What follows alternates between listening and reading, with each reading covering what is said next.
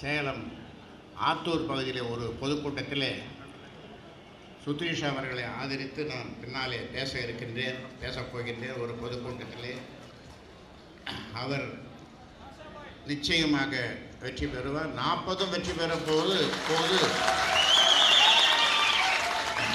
அவருடைய வெற்றி நிச்சயம். ஒரு போராளி எனக்கா அது மருத்துவர் ஐயா தான்.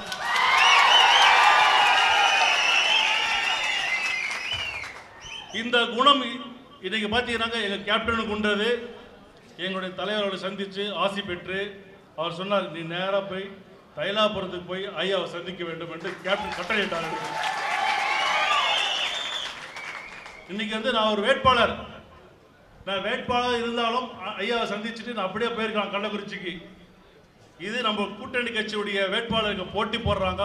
நான் வேட்பாளர் மறந்து இன்னைக்கு வந்து மாங்காய் சின்னத்துக்கு வாக்களிக்க கேட்டு வந்திருக்கிறான்னு. இது ஏன் சொல்றேன்னா, இன்னைக்கு நம்ம கூட்டணி இன்னைக்கு எல்லாம் பேசுவாங்க, இன்னைக்கு தேமுதிக பாமக பிரச்சனை அப்படின்னு. என்ன பிரச்சனை எங்களுக்குள்ள? 2014 நாங்கள் கூட்டணி இருந்துட்டோம். 2011 அதிமுக கூட்டணி இருந்தோம். இன்னைக்கு எல்லாம் சேர்ந்து இன்னைக்கு 2019 கூட்டணி அமைச்சிருக்கோம். இது வெற்றி கூட்டணி. இன்னைக்கு கண்டிப்பாக நம்ம கூட்டணி 40 வெற்றி பெறும். இது மட்டும் கிடையாது, 18 சட்டமன்றம் கண்டிப்பாக நம்முடைய கூட்டணி அமோக வெற்றி பெறும்.